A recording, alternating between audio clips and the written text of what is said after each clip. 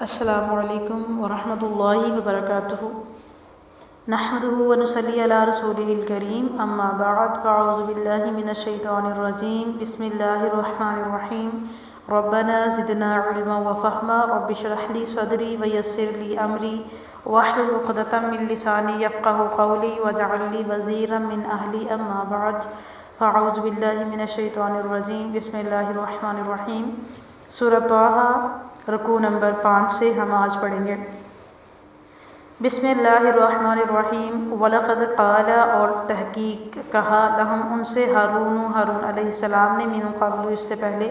یا قومی اے میری قوم، انما فتنتم، بے شک تم آزمائے گئے، بہی ساتھ اس بچڑے کے، وَإِنَّ رَبَّكُمُ الرَّحْمَٰنُ، بے شک تمہارا رب ایک رحمان ہے، یعنی کہ جس کا نام رحمان ہے، فَاتَّبِعُونِی، پس میری پیروی کرو، وَأَطِیعُوا أَمْرِی، اور حکم مانو میرا، اور اطاعت کرو میری۔ اطاعت کرنا، حکم ماننا سیم ہے۔ حضرت موسیٰ علیہ السلام کے آنے سے پہلے ہارون علیہ السلام نے بہت اچھے طریقے سے ان کو نصیحت فرمائی کہ اللہ رب العزت نے ان کو آزمایا ہے، تو جو بچڑا بنایا سامری نے، اس کے ذریعے ان کو آزمایا گیا ہے، اور انہوں نے کہا کہ دیکھو تم ایسا نہ کرو، بلکہ تم اللہ تعالیٰ کی طرف رجوع کرو، اور تمہارا رب تو اللہ ہے جس کا نام رحمان ہے، جو تم پہ ہر وقت رحم کرتا ہے، اور میری بات مانو اور میرے حکم کی پیروی کرو اور اس کو چھوڑ دو۔ قالوا، انہوں نے کہا، لن نبرح، ہم ہرگز نہ جدا ہوں گے، علیہ اس پر، عاکفین جمع ہونے سے، حتی یہاں تک کہ یرجع الینا موسیٰ، یہاں تک کہ موسیٰ علیہ السلام ہم پر واپس لوٹ آئیں۔ قوم نے فوراً انکار کر دیا اور حضرت ہارون علیہ السلام کی ایک نہ مانی، اور انہوں نے کہا کہ اچھا ایسا ہے تو پھر ہم تو اس وقت تک اسی پہ جم کے بیٹھے ہیں جب تک موسیٰ علیہ السلام لوٹ نہ آئیں۔ قال یا ہارون ما منعک اذ رأیتہم ضلوا، کہا موسیٰ علیہ السلام نے کہ اے ہارون، تجھے کس چیز نے روکا، اذ جب رأیتہم تم نے دیکھا، ضلوا ان کو کہ وہ گمراہ ہو رہے ہیں۔ حضرت موسیٰ علیہ السلام کو شدید دکھ تھا اور شدید غصہ تھا، اور اپنی قوم کو ڈانٹتے ہوئے ہارون علیہ السلام کو ڈانٹنے لگے اور کہا کہ اے ہارون، تجھے کس چیز نے منع کیا تھا کہ جب تم نے ان کو دیکھ لیا کہ وہ گمراہ ہو گئے ہیں تو پھر بھی تم نے ان کو بچڑے کی عبادت کرتے رہنے کیسے دے دیا، یعنی کہ کیسے تم ایسے کر سکتے ہو کہ یہ ایک چھوٹے سے بچڑے کی عبادت کر رہے ہیں اور تم ان کو دیکھتے رہے کہ یہ گمراہ ہو رہے ہیں۔ اللہ تتبعن، کیوں نہ پیروی کی تم نے میری، افعصیت امری، کیا تم نے میری حکم کی نافرمانی کی ہے۔ یہ موسیٰ علیہ السلام کو شدید دکھ اس بات کا بھی تھا کہ میں جو کچھ کہہ کے گیا ہوں، ان کے بھائی نے پیچھے سے ان کی بات کی لاج نہیں رکھی اور لوگوں نے بت بنا لیا اور بچڑے کا، اور وہ اس کی عبادت بھی کرنے لگے، اس پہ جم کے بیٹھے ہیں، اور حضرت ہارون نے یہ کیا کیا ہے۔ قال یا ابن ام لا تأخذ بلحیتی ولا برأسی، حضرت ہارون علیہ السلام نے کہا کہ اے میری ماں کے بیٹے، لا تأخذ، نہ تم پکڑو، بلحیتی میری داڑھی سے، ولا برأسی اور نہ ہی میرے سر کے بالوں سے، انی خشیت، بے شک میں ڈرا، ان تقولا فرقت، یہ کہ تم کہہ دو گے کہ تم نے تو تفرقہ ڈال دیا ہے، بین بنی اسرائیل، بنی اسرائیل کے درمیان، ولم ترقب، اور نہ خیال رکھا، قولی میری بات کا۔ اس میں حضرت ہارون علیہ السلام جو ہیں وہ اپنی بے بسی اور مجبوری کا بیان کرتے ہیں کہ اے موسیٰ، تم نے مجھے پریشان کر دیا ہے، اب تم میری داڑھی کے بالوں سے یا سر کے بالوں سے مجھے نہ پکڑو۔ کہا جاتا ہے کہ حضرت موسیٰ علیہ السلام نے ان کی داڑھی اور سر کے بالوں سے پکڑ کے ان کو جھنجھوڑنا شروع کر دیا تھا، اور غصے کی شدید دکھ کی حالت میں انہوں نے ان سے مطالبہ کرنا شروع کر دیا کہ تم نے میری بات کیوں نہ مانی، تم نے میرے حکم کی نافرمانی کیسے کی، میں تمہیں ان کا جانشین بنا کر گیا تھا اور اپنے پیچھے بنا کر گیا تھا کہ تم اس کو، میری قوم کو سدھرتا رکھو گے، انہیں گمراہ نہ ہونے دو گے، تو یہ تم نے کیا کیا۔ تو حضرت ہارون علیہ السلام نے کہا کہ میری سر اور داڑھی کے بالوں کو نہ پکڑیے، اور میری بات، یعنی کہ مجھے مجبور سمجھے کہ میں ڈر گیا تھا یہ کہ تم کہو کہ تم نے بنی اسرائیل کو الگ الگ گروہ میں تقسیم کر دیا، یعنی کہ اگر موسیٰ ہارون علیہ السلام ان کو زیادہ سختی کرتے تو وہ لوگ چھٹ جاتے اور آپ کے گرد نہ بیٹھتے، اور موسیٰ علیہ السلام کے آنے کا انتظار بھی نہ کرتے، اور مختلف قسم کے فرقے بن جاتے، وہ تو پہلے بھی بن گئے تھے۔ تو حضرت ہارون علیہ السلام کو جس چیز کا ڈر تھا وہی ہوا۔ قال فما خطبک یا سامری، حضرت موسیٰ علیہ السلام نے کہا کہ اے سامری، اب تیرا کیا معاملہ ہے، کیونکہ لوگوں نے تو سچ بتا دیا کہ ہمیں سامری نے کہا تھا کہ اپنے زیورات لے کے آؤ، پھر سامری نے کیمیا گری کی اور پھر اس نے سارا بنا کے تو ہمارے سامنے پیش کر دیا کہ یہ تمہارا ہی معبود ہے، اور موسیٰ کا کہ لیکن یہ بھول گیا ہے جو پیچھے ہم نے پڑھا۔ تو اسی حساب سے حضرت موسیٰ علیہ السلام اب سامری کے پاس آئے اور آ کے اسے کہا کہ تمہارا کیا معاملہ ہے؟ تو یہاں پہ کچھ لوگ کہتے ہیں کہ ہارون علیہ السلام نے زبانی اور عملی شدت کے ساتھ سوال کیا تھا، تو سامری سے سوال کرتے ہوئے وہ شدت نظر نہ آئی، کیونکہ اپنوں پر تو غصہ زیادہ آتا ہے، تو معقول عذر بھی بیان کرنے پر غصہ جو ہے وہ آ جاتا ہے۔ تو چنانچہ ہارون علیہ السلام کی بات سن کر موسیٰ علیہ السلام نے دعا کی تھی، جو ہم سورۃ الاعراف میں پڑھ چکے ہیں کہ اے میرے رب مجھے اور میرے بھائی کو بخش دے اور ہمیں اپنے رحمت میں داخل فرما، تو اللہ رب العزت نے ان کی دعا کو قبول کر لیا تھا۔ تو اب یہاں پہ ہارون علیہ السلام کے برعکس جو سامری تھی اس کی بدنیتی جو ہے وہ پہلے سے ہی معلوم تھی، تو سوال جو تھا وہ شدت کا نہیں بلکہ عذر تھا ایک، اور اس کو پتہ چل گیا تھا حضرت موسیٰ علیہ السلام کو بھی یہ گناہ گار ہے اور سامری کو بھی پتہ تھا کیا میرا گناہ ہے، تو اس لیے انہوں نے کہا کہ اب تیرا کیا معاملہ ہے، کہ مطلب تم نے ایسا کیوں کیا؟ قال، کہا سامری نے، بصرت، تو میں نے دیکھا، بما لم یبصروا بہ،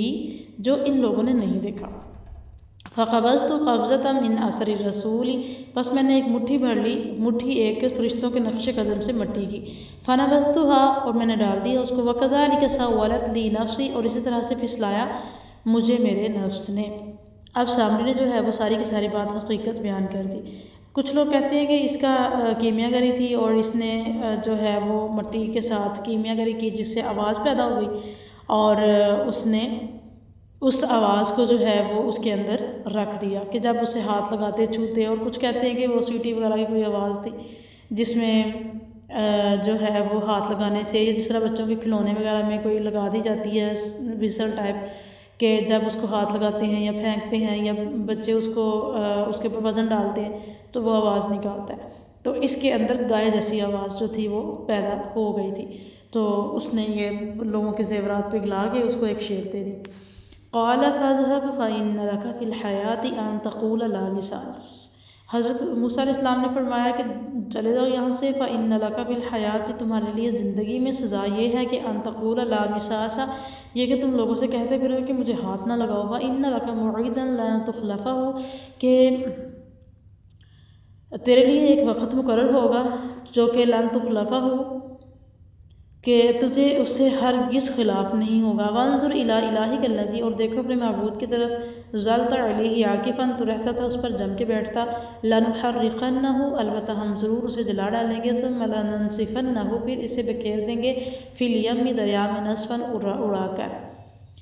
حضرت موسیٰ علیہ السلام نے اس کو دنیا کی بھی جو ہے وہ سزا سنائی اور آخرت کی بھی سزا سنائی، اور اسے کہا کہ تم یہاں سے چلے جاؤ، دنیا میں جو تمہاری سزا یہ ہے کہ تم لوگوں سے کہتے پھرو کہ تمہیں کوئی ہاتھ نہ لگائے۔ اور پھر اس طرح سے ہوا کہ سامری کو کچھ ٹائم کے بعد، اس وقت تو وہ جوان تھا اور طاقت میں تھا، لیکن تھوڑے عرصے بعد اللہ رب العزت کی طرف سے اس پہ یہ عذاب جو حضرت موسیٰ علیہ السلام نے اس کو پیشن گوئی کی تھی یہ آ گیا، اور اس کے جسم میں ایسے بیماری شروع ہو گئی کہ وہ کسی سے ٹچ نہیں کر سکتا تھا، کسی سے مس نہیں کر سکتا تھا، اگر کسی کو کوئی اس کو ہاتھ لگاتا تو اس کو جیسے کرنٹ پڑتا تھا، اس طرح سے اس کے ساتھ ہو گیا، اور وہ چیخ چلا کے پیچھے ہو جاتا اور اسے کہتا ہے کہ مجھے ہاتھ نہ لگاؤ۔ تو پھر اللہ رب العزت نے جو ہے وہ اس کو یہ سزا دنیا میں دکھائی اور لوگوں نے دیکھا، اور حضرت موسیٰ علیہ السلام نے اس بچڑے کو جلایا، اور جلا کے اس کی راکھ بنا کے تو اس کو دریا میں بہا دیا، اور لوگوں سے کہا کہ دیکھو یہ ہے اس کی حقیقت جس کو تم معبود بنا کے بیٹھے تھے۔ بنی اسرائیل کو سمجھ آ گئی۔ انما، اس کے سوا نہیں، الہکم، تمہارا معبود، اللہ، اللہ ہے، الذی، وہ جس نے، لا الہ الا ہو، نہیں ہے اس کے سوا کوئی معبود، وسیع کل شیء، وسیع ہے، محیط ہے ہر چیز پر، علم کے اعتبار سے۔ موسیٰ علیہ السلام کا کلام ہے جنہوں نے سامری سے خطاب کے بعد اپنی امت کے لوگوں کو خطاب فرمایا، اور فرمایا کہ یہ دیکھو یہ ہے تمہارا جھوٹا معبود جس کا ہم نے یہ حال کر دیا اور وہ آگے سے کچھ بھی نہیں کر پایا۔ تو اب یہ دیکھو کہ وہ جو تمہیں کھلاتا پلاتا ہے، جو ہر چیز پر اس کا علم محیط ہے،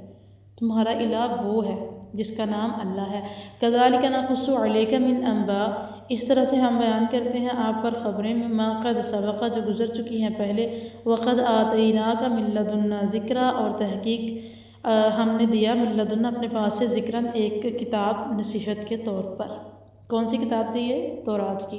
من عارض عنہ، جو اسے منہ موڑے گا، فإنہ یحمل یوم القیامۃ وزرا، اور جو بھی اسے منہ موڑے گا تو یقیناً قیامت کے دن ایک بڑا بوجھ اٹھائے گا۔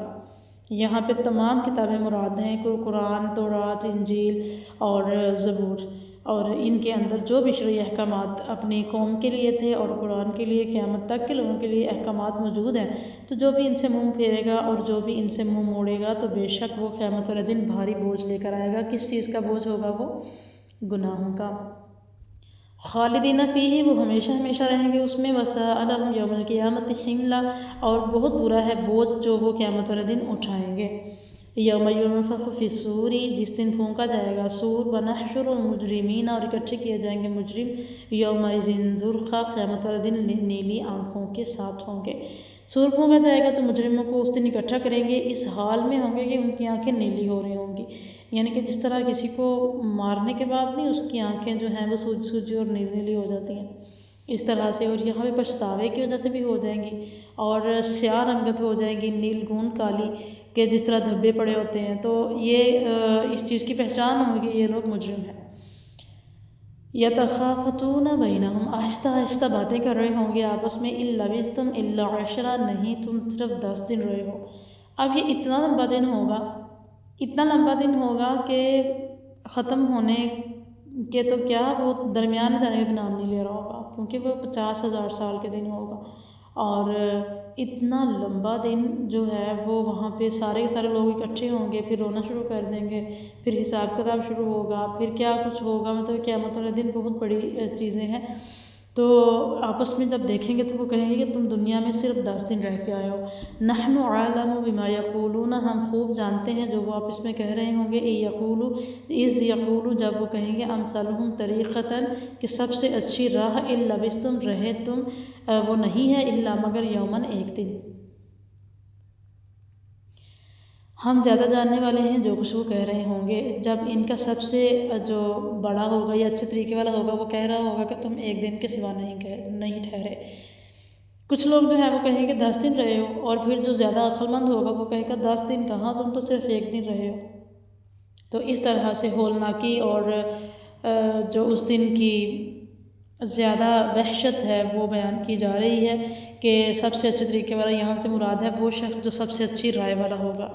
جس کو طریقۃ المثلیٰ کہا جاتا ہے۔ تو ایسے اچھے لوگوں کے بارے میں جو ہے وہ زیادہ، مطلب کہ جو اپنے آپ کو اچھے طریقے والا سمجھتا ہے اور سمجھدار سمجھتا ہے، یہ مجرموں کی ہی بات ہو رہی ہے، مجرموں کے اندر ہی ہوں گے، تو وہ کہے گا کہ نہیں تم رہے مگر ایک دن، صرف اور صرف دنیا میں ایک دن رہے ہو۔ تو یہ ان کی غلط فہمی ہوگی۔ تو ویسے بھی اگر دیکھا جائے تو قیامت کے حساب سے اور پھر آخرت کے حساب سے دنیا بالکل چھوٹی سی ہے، کہ دنیا کی زندگی بہت تھوڑی ہے اور بہت کم ہے۔ سبحان ربک رب العزت عما یصفون، وسلام علی المرسلین، والحمد للہ رب العالمین۔